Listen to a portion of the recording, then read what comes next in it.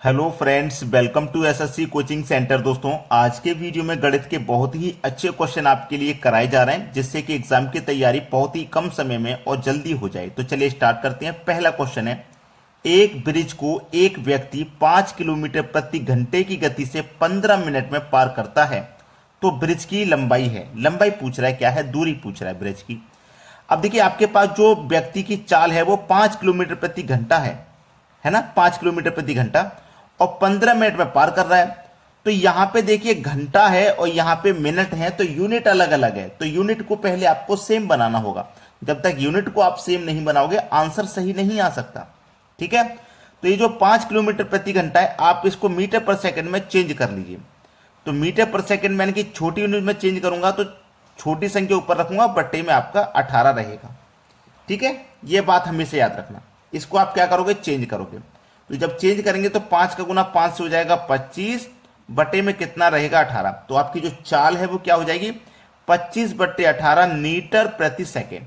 Metre प्रति second में आपने चाल को चेंज कर लिया है। तो आपसे पूछ रहा है ब्रिज की लंबाई क्या है। ब्रिज की लंबाई क्या है? चलिए, चाल बराबर फॉर्मूला क्या होता है? चाल बराबर दूरी बट्टे समय, यही तो फॉर्मूला होता है। चलिए, चाल आपके पास कितनी है? 25 बट्टे 18 की। 25 बट्टे 18 की चाल है, बराबर दूरी नहीं पता कितनी है। समय कितना है? देखिए, समय हमारे पास मिनट में दिया गया है 15 मिनट। अब इस मिनट को हम क्या करेंगे, हमारे पास जो चाल थी ना वो मीटर प्रति सेकंड में थी, तो हमें जो समय मिनट में दिया गया है इसको सेकंड में चेंज करना होगा। तो सेकंड में चेंज करने के लिए 60 से मल्टीप्लाई करना होगा। बस सवाल यही खत्म हो जाएगा। ठीक है, सभी को क्लियर हो गया ना? चलिए, इसको अब हम कटा लेते हैं और आपका आंसर आ जाएगा। चलिए, इसको मैं कटाता हूं, या तो क्रॉस मल्टीप्लाई कर लो ऐसे, या फिर पहले कटा लीजिए। चलिए, 3 से कटाऊंगा, 3 छींग 18, 3 पंजे 15। 6 से कटाएगा 60 को 10 बार में, 10 बार में कट गया। 5 का पे 10 से कर दो तो ये 50 हो जाएगा। अब ये क्रॉस मल्टीप्लाई होगा ऐसे। भाई आपके पास इधर बचा क्या है?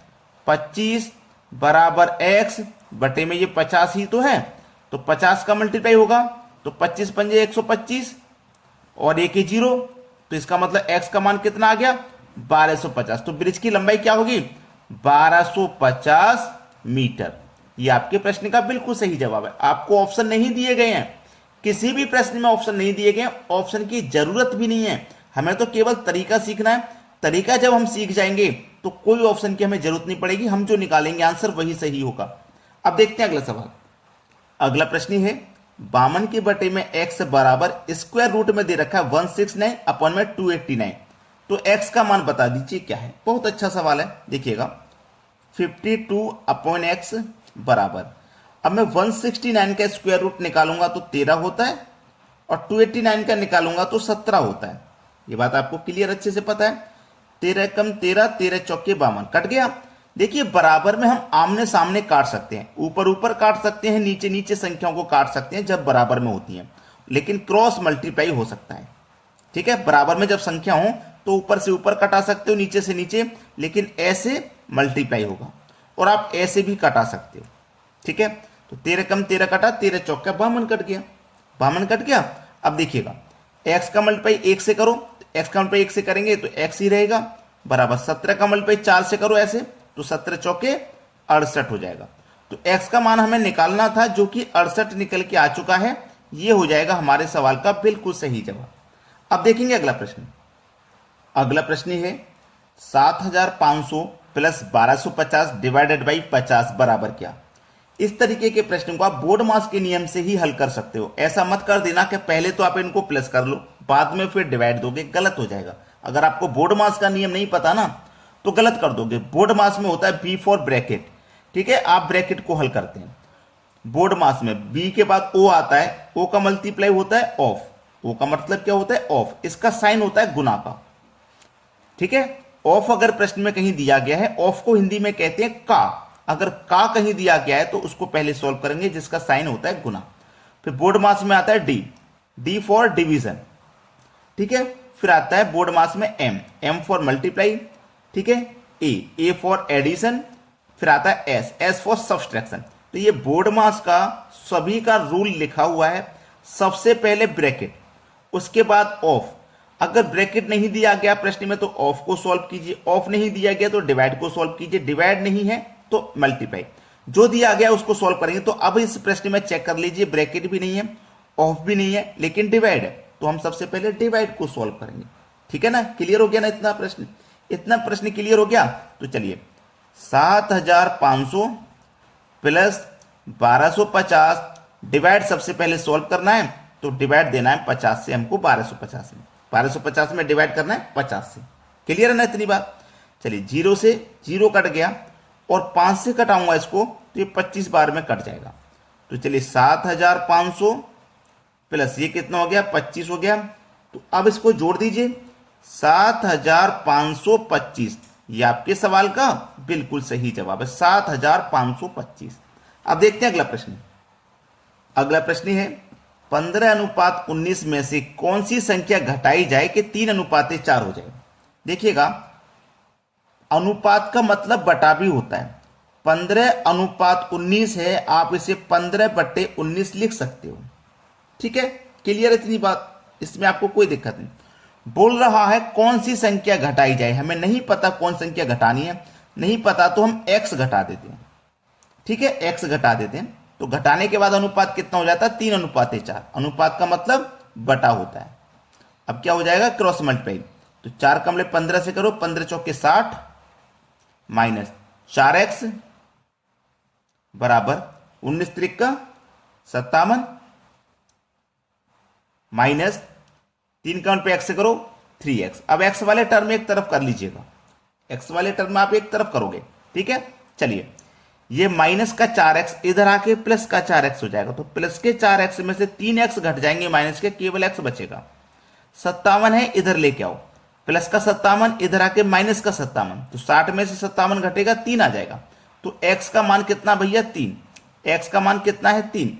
हमसे बोला क्या गया था प्रश्न में, कौन सी संख्या घटाई जाए। हमको नहीं पता था क्या घटाना है, हमने x को घटाया और x का मतलब 3 निकल के आया। मतलब हमें क्या घटाना है, 3 घटाना है।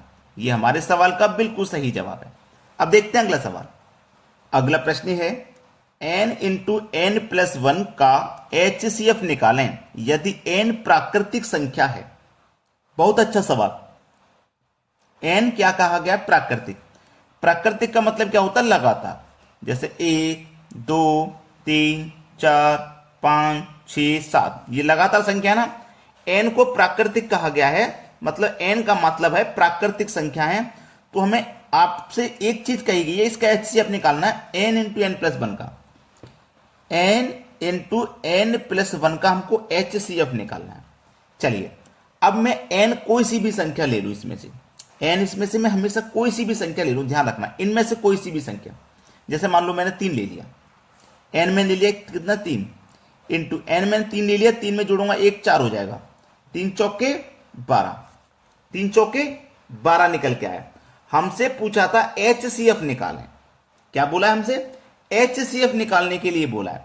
अब HCF तो निकाल रही है, तो मैंने मल्टीप्लाई किया है, 3 चौके 12, ये तो मल्टीप्लाई किया है मैंने।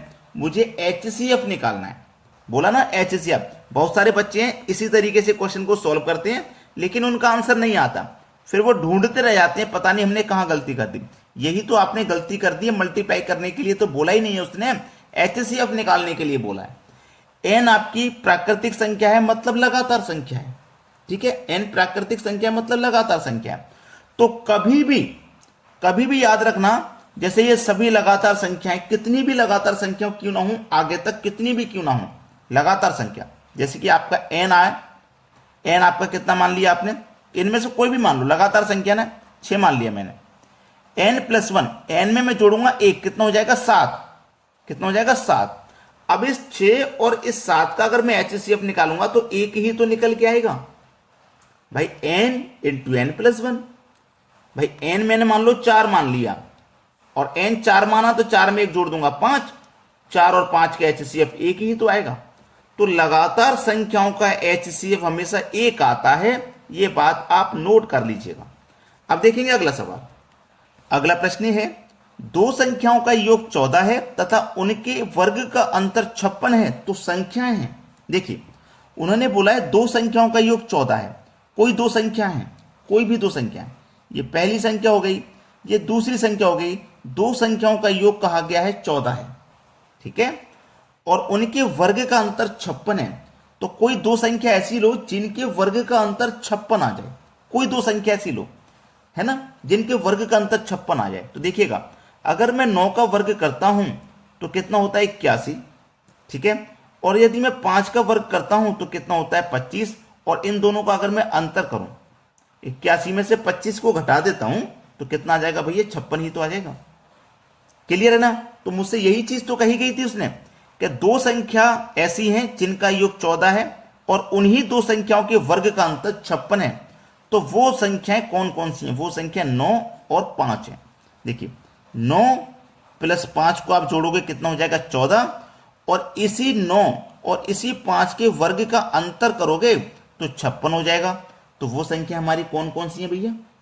भाई वो संख्या कौन सी है? तो संख्याएं हैं, तो संख्याएं वो हमारी कौन सी हैं? वो संख्या हमारी कौन कौन सी है भैया? दो संख्याओं का योग 14 है तथा उनके वर्ग का अंतर 56 है। तो वो संख्या है, वो संख्या 9 और 5 हैं। ये आपके सवाल का बिल्कुल सही जवाब हो जाएगा। क्लियर है सभी को? किसी को कोई दिक्कत तो नहीं है? वो संख्या हमारी 9 और 5 ही तो है जिनका योग 14 है, जिनका अंतर 56 है। वो संख्या कौन कौन सी है? 9 और 5। ये हमारे सवाल का बिल्कुल सही जवाब हो जाएगा। अब देखते हैं अगला सवाल। अगला प्रश्न है 12, 15, 18 तीनों से विभाज्य होने वाली छोटी संख्या निकालें। भाई 12, 15, 18 से तीनों से विभाज्य होने वाली कौन सी संख्या होगी? इन तीनों संख्याओं का एलसीएम ही तो होगा। तो हमें क्या करना है? इन तीनों संख्याओं का एलसीएम निकालना है। तो एलसीएम निकालने का सबसे बेसिक फंडा जो आपको बचपन में सिखाया गया था, छोटी क्लास में सिखाया गया था, वो सबसे बेस्ट मेथड होता है। वैसे मैंने शॉर्टकट मेथड बना के अपलोड कर दिए हैं, अगर वो आपको देखनी है तो सर्च कर लेना, वरना ये फंडा सबसे बेहतरीन लगता है। इसमें कभी कोई गलती नहीं होती, कोई भी बच्चा कर सकता है। 2 से कटाओ 6 बार में, 15 नहीं कटेगा, ये 9 बार में कट जाएगा। फिर 2 से कटाओ 3 बार में, 15 नहीं कटेगा, 9 भी नहीं कटेगा। 3 से कटाओ 1 बार में, 3 पंजे 15, 3 त्रिका 9। अब 5 से कट जाएगा 5, 3 नहीं कटेगा, और अब 3 से कट जाएगा। सबसे बेसिक फंडा अच्छा लगता है मुझको ये।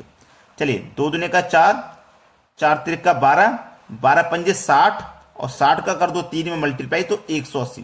तो 180 ऐसी संख्या है जो 18 से भी कटेगी, 15 से भी कटेगी और 12 से भी कटेगी। तो यही क्या हो जाएगा? सही जवाब हो जाएगा आपका। अभी तक बच्चों ने लाइक नहीं किया वीडियो को तो लाइक कर दो भैया, और शेयर भी कर दीजिए। ठीक है दोस्तों, धन्यवाद।